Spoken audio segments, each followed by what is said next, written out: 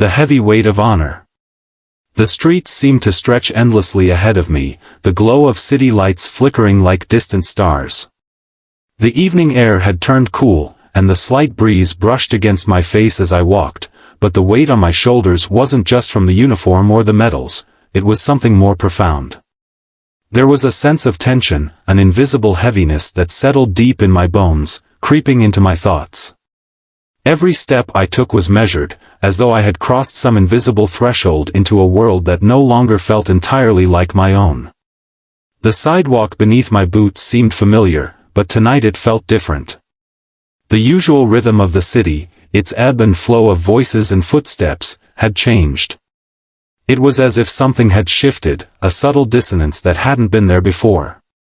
I could hear the familiar sounds, the rattle of a bicycle passing by, the laughter of people gathering at a cafe, the distant honk of a car, but they all seemed distant, muffled, as though I were in a world half-formed, disconnected from the life around me. I thought about my years of service, the countless missions, the battles fought, the sacrifices made. The uniform I wore was a symbol of that service, a representation of a life spent in the service of others.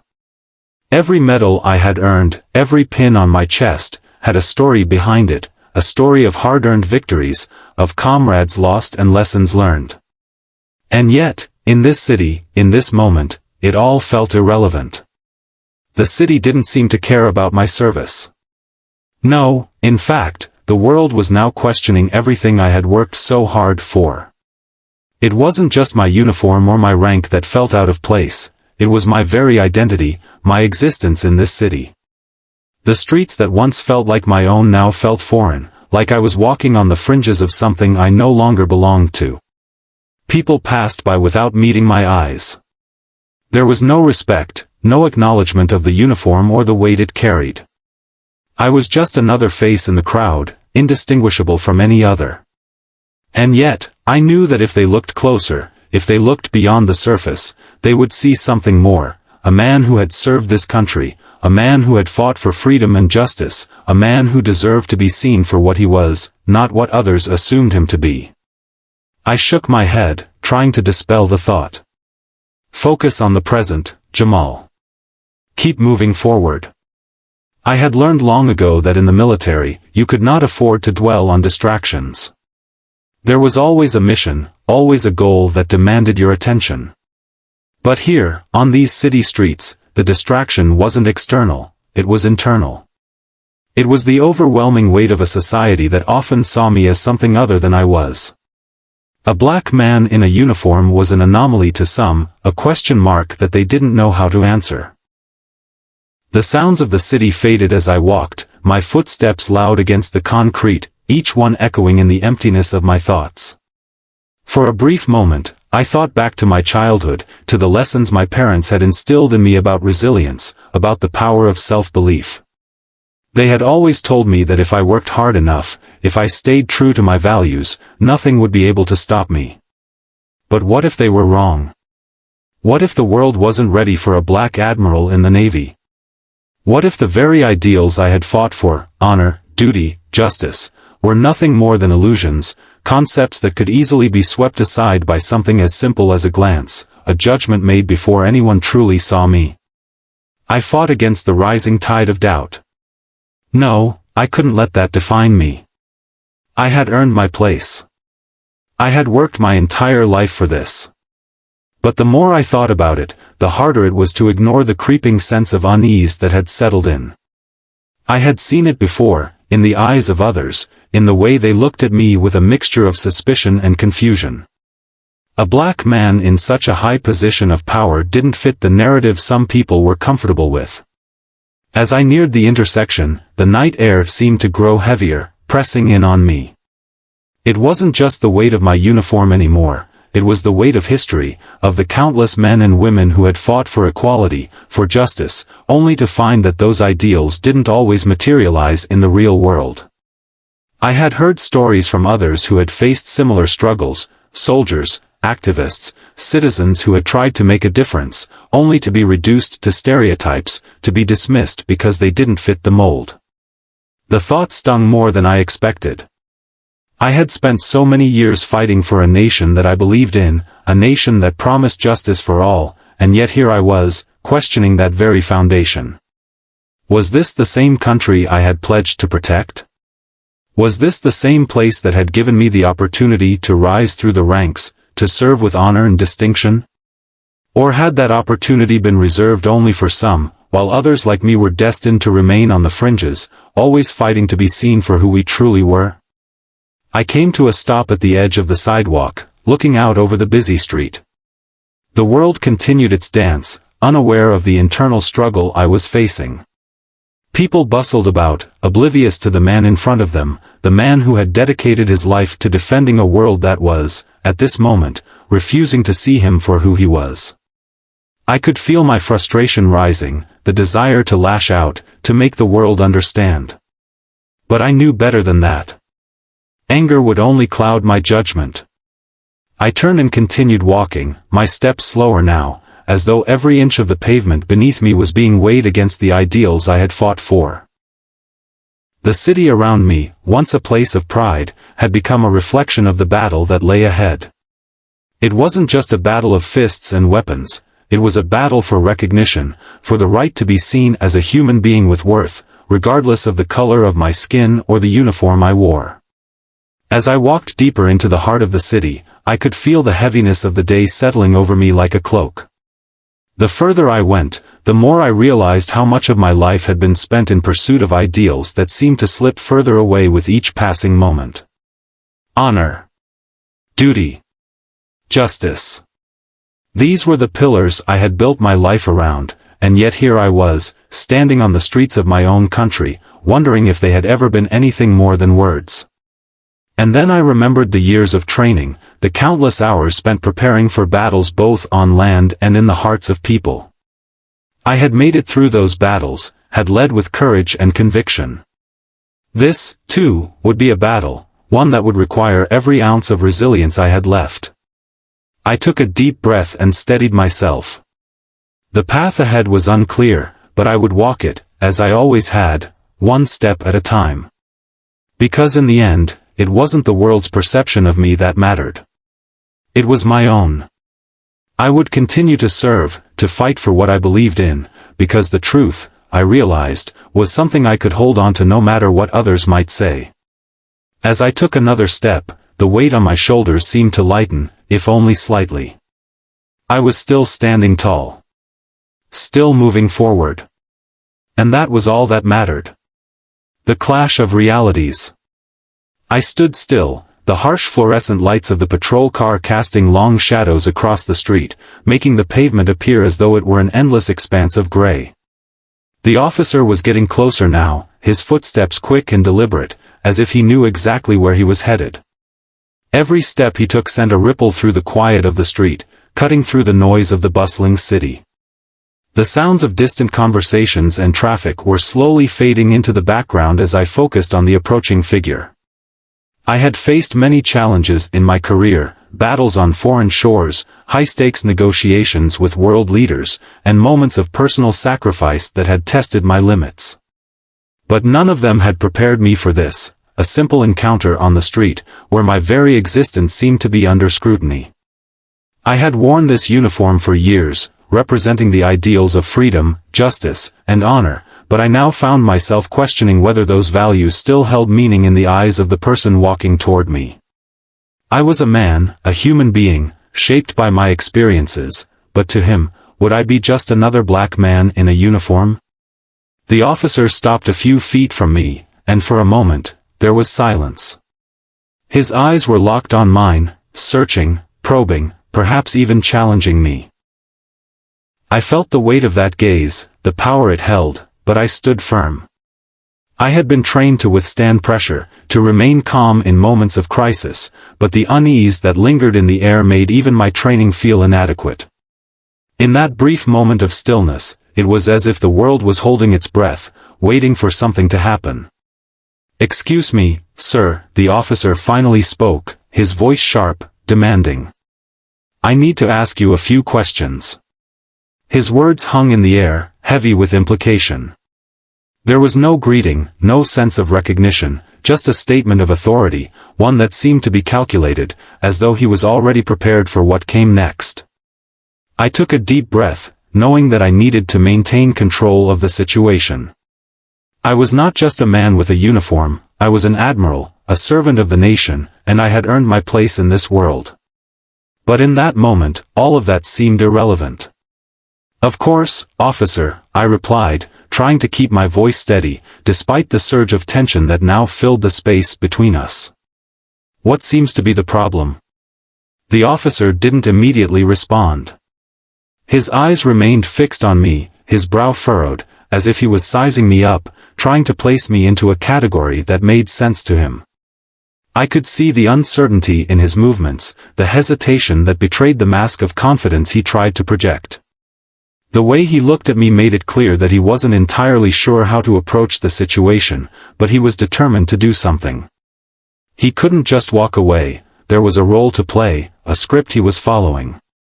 "We've had reports of suspicious activity in this area," he said after a moment, his voice a little softer now, but still tinged with authority. "I need to verify your identification." I fought to keep my composure. Suspicious activity? I could feel the irony rising in my chest like bile. Here I was, a man who had served his country with distinction for over 20 years, and yet I was being treated like someone who posed a threat. I had known racism existed in the world, but there was something particularly insidious about the way it was manifesting here, in this moment. It wasn't just about me being black, it was about me being black and wearing the uniform of an admiral. It was about the way my identity didn't fit the narrow definitions of power that some people held. I glanced at the officer's uniform again, noting the insignia on his shoulder, the way his belt hung with the weight of a weapon.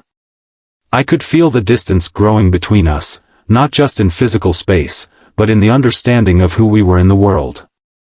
I was a man of the military, a representative of the ideals that this country was supposed to stand for, and he was, well, what was he? I wasn't sure if I was more disappointed or confused.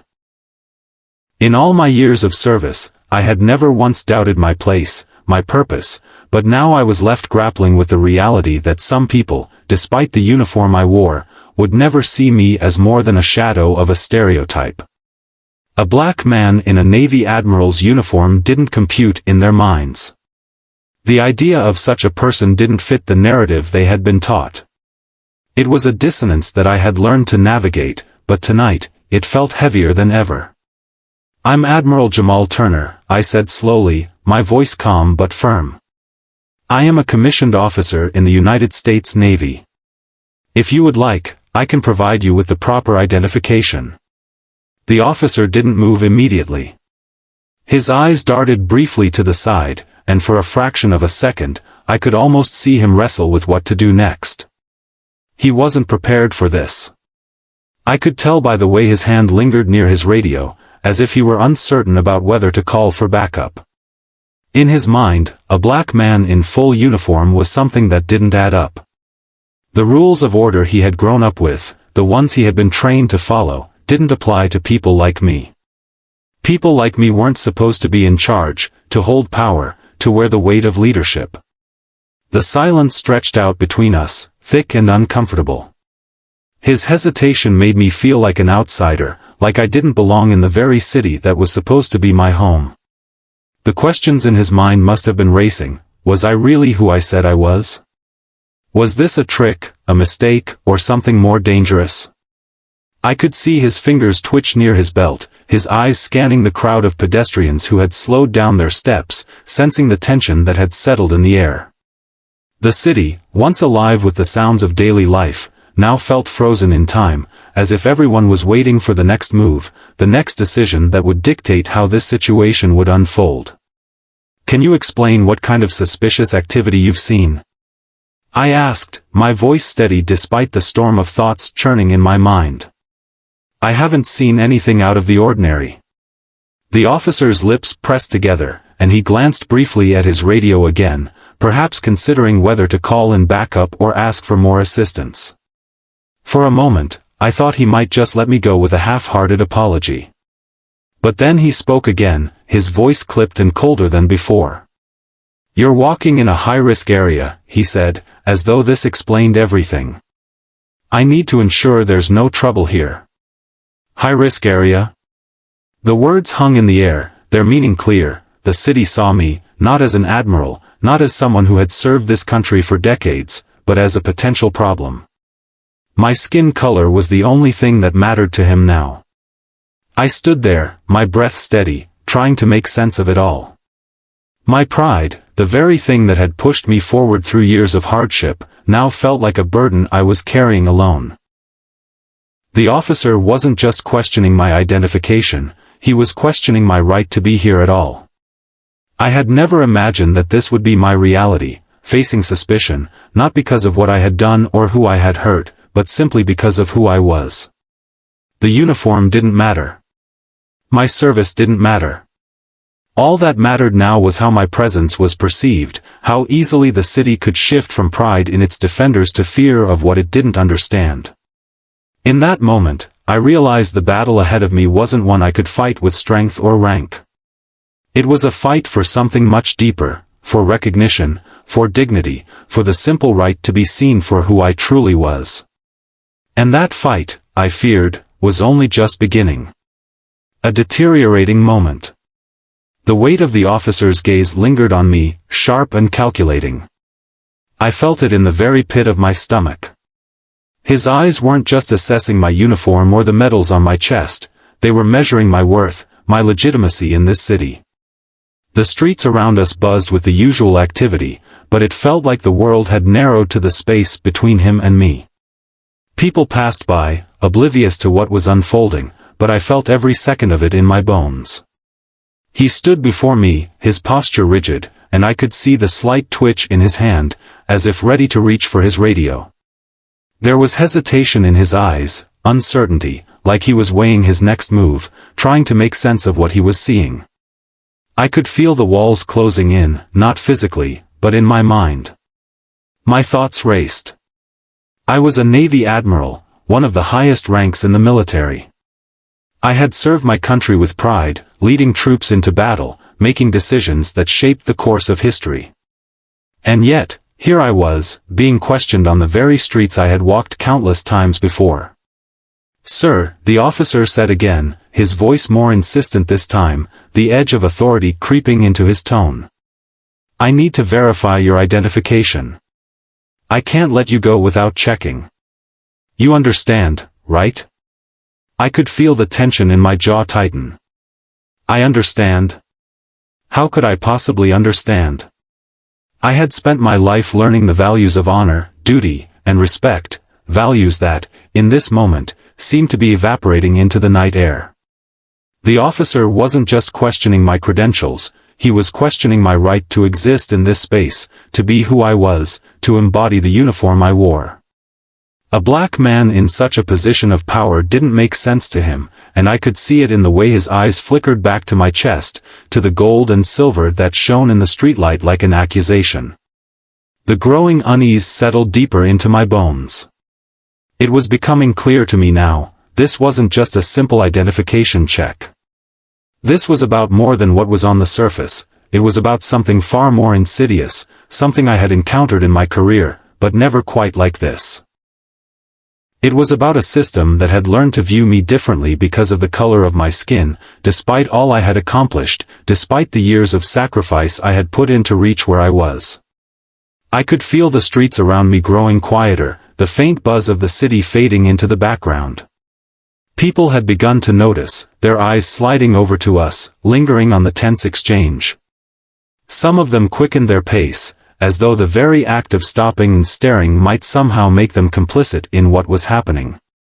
Others stood frozen, unsure of whether to intervene or let the officer do his work. But no one spoke. No one stepped forward to question why a Navy admiral, a man of honor and respect, was being scrutinized on the streets like a common criminal. In that moment, I felt more alone than I ever had before. I took a deep breath, feeling the weight of my breath as it moved in and out of my chest. Every ounce of my training told me to stay calm, to remain composed. I had been in far more dangerous situations, battlefields, negotiations, tense moments with world leaders, yet none of them had left me feeling this unsettled. This wasn't just about keeping my cool in front of an adversary. This was about my very identity, the essence of who I was. It was a battle that couldn't be won with strategy or force. It could only be won with something deeper. "I told you who I am," I said, my voice steady, though I could feel the strain tightening in my throat. "I am Admiral Jamal Turner, United States Navy. I have the identification right here if you want to see it." I reached into my pocket, fingers brushing the edges of my ID. But as I pulled it out and offered it to him, the officer hesitated. His eyes darted from my hand to my face and back again. There was a flicker of uncertainty, something that spoke volumes about how little he knew, how little he could comprehend about the complexity of the situation. He wasn't just dealing with a man in uniform, he was dealing with the history and weight of everything that I represented. And in that hesitation, I could feel the foundation of my entire existence being questioned. "Sir, I'm sorry," he muttered, almost to himself. "But I have to follow orders." His words were like a slap to my face. I could see the struggle in his eyes. This wasn't personal, it wasn't about me specifically, but I also knew that he was a part of something larger, something that had shaped how he viewed me without even knowing it. It wasn't about my actions, my service, or my position. It was about a narrative that had been written long before I ever put on this uniform. I had been trained to deal with people in tense situations, to navigate difficult conversations and confrontations, but this was different. It was one thing to face an enemy on a battlefield where there were clear lines and rules of engagement. It was another to confront the invisible forces of prejudice and fear, forces that shaped how a man like me was viewed in a society that claimed to value equality but was often blind to the deep-rooted biases that lurked beneath its surface. I could feel the tension rising, coiling in the space between us like a live wire. The officer took a step back, his hand hovering over his radio, as though ready to escalate the situation at any moment. And as I stood there, I couldn't help but wonder, what would he do if I wasn't who I said I was? What if I was just a man on the street, another statistic, another suspicious black man in the eyes of the law? "Please, officer," I said, my voice firm but quieter now, a slight edge creeping into my words. "I understand your position. But I need you to understand something. This uniform means something. It represents the trust of the people I serve. The men and women I've fought beside. I didn't get here because I was lucky or because of my skin color. I got here because I earned it." The officer hesitated again. His eyes darted to the crowd that had begun to gather, the murmurs of people growing louder as the tension escalated. He was caught between the letter of the law and the reality of the situation before him. He wasn't prepared for this. I understand," he said, his voice lacking conviction. He glanced back at the ID in my hand, still not taking it.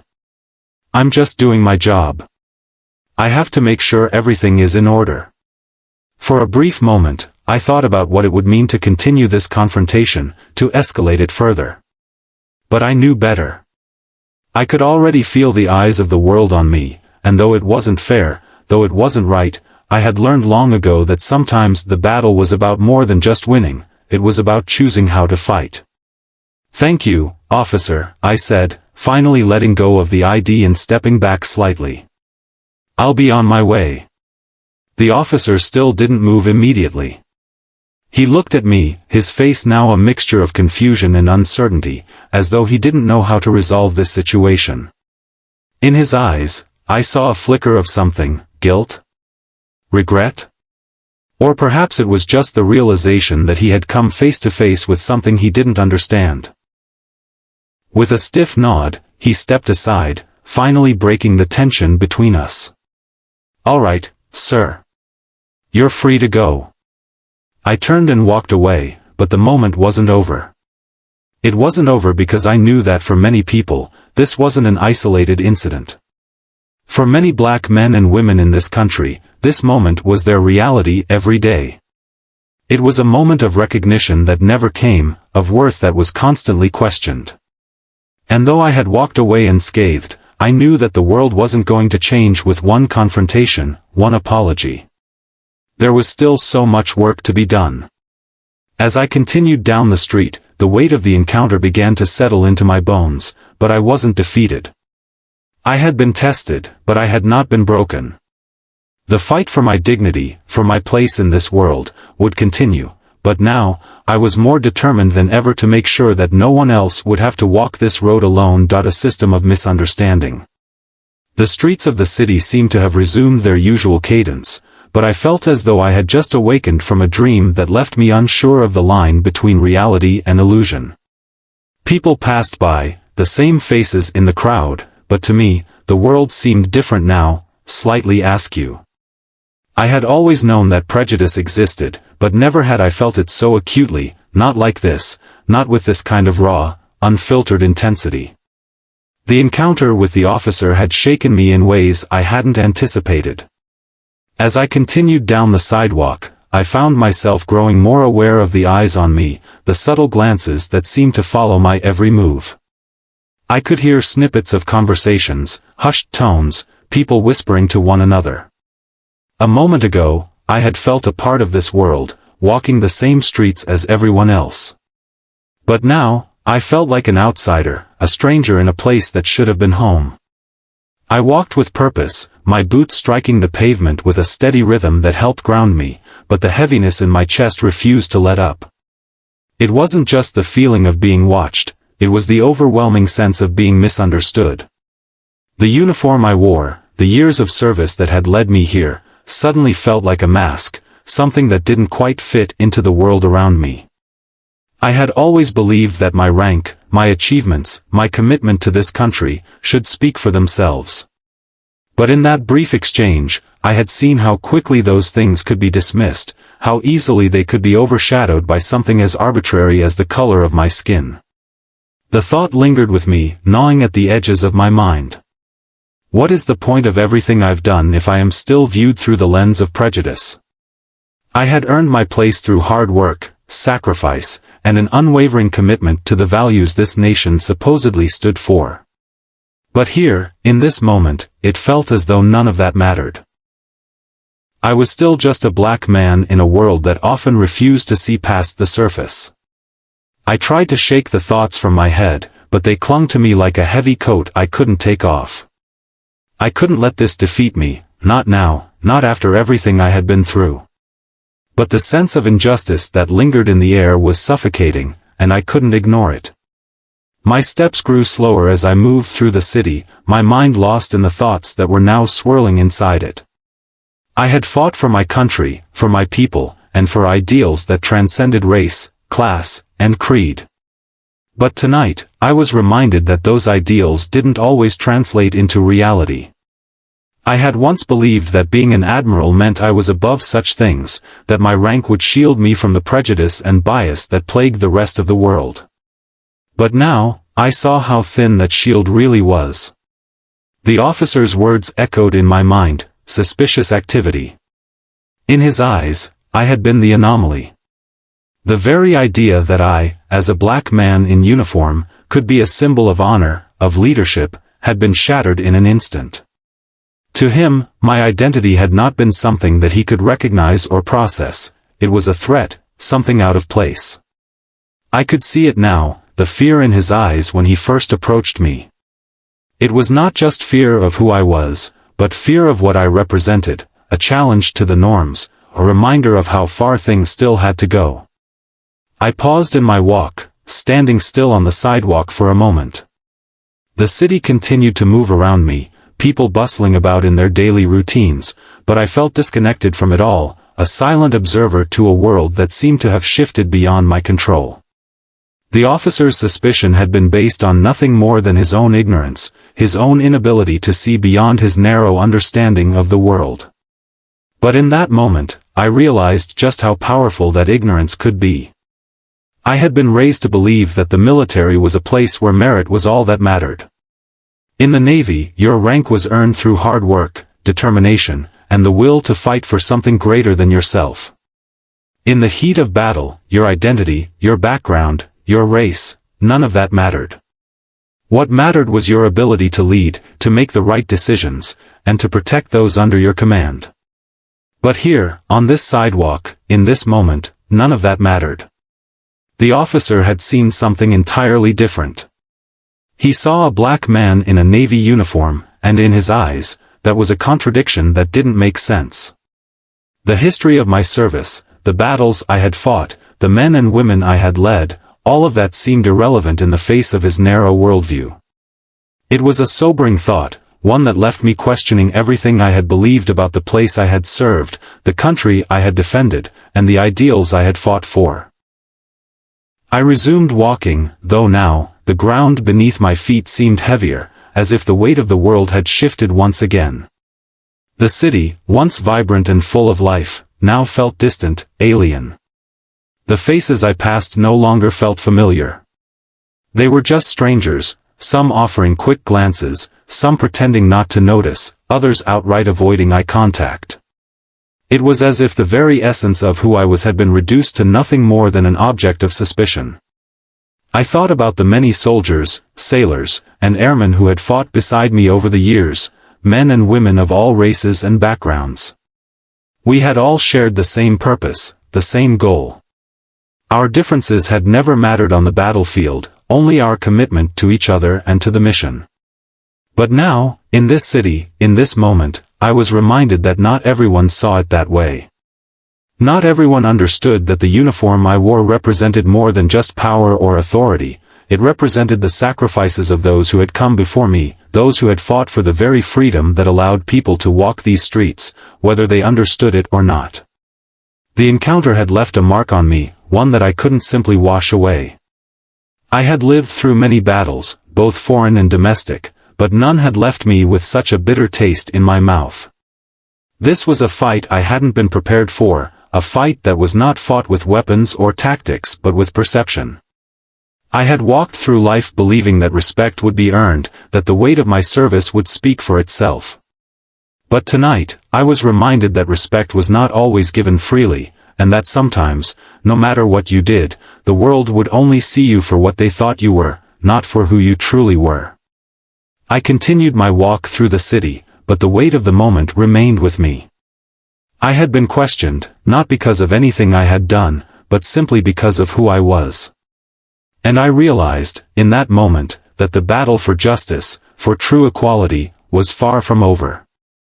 It wasn't just about laws or policies, it was about changing hearts and minds, about dismantling the structures of fear and prejudice that still existed, both in the minds of individuals and in the larger society. And as I walked through that city, feeling more alone than I ever had before, I knew that the fight I had begun decades ago, the fight for honor, for justice, for freedom, was not just a battle I had fought on the battlefield, it was a battle that would continue in the streets, in the hearts of people, and within myself, until the world was ready to see me for who I truly was. The uniform I wore was not just fabric and metal, it was the embodiment of that struggle. And though the road ahead was long, I would not be swayed. I had fought for this country before, and I would continue to fight for the ideals that had brought me to this moment, no matter how many battles I had to face along the way. The fallout. The encounter with the officer had left an indelible mark, and I could feel the weight of its aftermath hanging in the air like an unspoken tension. The streets of the city were unchanged, people still moved about, lost in their own worlds, seemingly oblivious to the silent conflict that had just unfolded. But for me, the city had transformed. It no longer felt like a place of refuge, a home that welcomed me back after years of service. No, now it felt like a battleground, one where I was fighting not just for my own dignity but for the recognition of the very principles I had spent my life defending. I had spent my career in the military, facing down adversaries both foreign and domestic, fighting for freedom, justice, and the protection of my fellow citizens. I had led troops into battle, had made life-altering decisions under pressure, and had earned my position through years of sacrifice and unwavering dedication. But standing on the sidewalk just moments ago, I realized that none of that mattered. The very fabric of my identity, the history I had fought to preserve, had been dismissed in an instant. I tried to keep walking, to continue on with my evening as though nothing had happened. But the encounter with the officer kept replaying in my mind, a loop I couldn't escape. His words echoed in my head, suspicious activity, as if I, in all my years of service, could somehow be considered a threat. The gall of it. I had spent decades earning respect, building a career that was meant to inspire others, and yet, in that one moment, all of it had been reduced to nothing more than an assumption. I could still feel the officer's eyes on me, the weight of his judgment, the doubt in his voice. It was as though I had been stripped of everything I had worked for and reduced to the color of my skin. I wasn't a Navy admiral to him. I wasn't a symbol of honor or duty.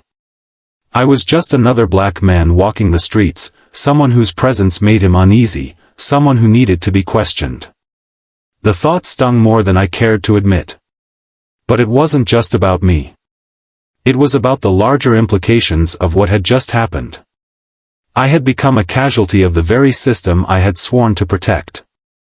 The military had taught me that merit would always rise to the top, that the strength of one's character, not the color of one's skin, would define them. But the streets of this city, at least tonight, had told me otherwise. I reached a small park bench and sat down, trying to steady my thoughts, to clear my head. The world around me continued on, unchanged, but I felt utterly disconnected from it. My career had always been about moving forward, about leading, about inspiring others to follow a path of courage and integrity. But now, it felt like everything I had worked for was in question. I had walked this city before, but tonight it felt foreign, as if I no longer belonged. I couldn't let this consume me. I had fought too hard for too long to let a single moment, however painful, define my existence. I had been a leader, a commander, someone whose decisions had saved lives. But tonight, I was reminded that the battles I fought were never just about the enemy on the other side. They were about fighting the very systems that sought to diminish my value, to make me invisible. But how could I fight an enemy that was invisible? How could I overcome a system that was so deeply entrenched in society, so subtle in its power, that it could reduce someone like me, someone who had given everything for the country, to an object of suspicion based purely on appearance? The question gnawed at me, and I couldn't shake it. I thought of the men and women I had served with over the years, those who had supported me, those who had stood by my side, regardless of race, regardless of background. We had all been united by a common purpose, a common cause. I had never once doubted the strength of that bond. But now, I found myself questioning if that same unity existed outside the military, in the world I had fought to protect. Were the ideals I had spent my life upholding still relevant in a society that seemed so easily swayed by fear and prejudice? As I sat on the bench, the evening grew darker, and the city around me seemed to shift, as if the weight of my thoughts had altered the very atmosphere. The faint hum of conversation, the clatter of carriages and footsteps, all blended into a distant murmur. I was left alone with my own reflections, trying to make sense of a world that no longer made sense to me. The officer's face came to mind once more.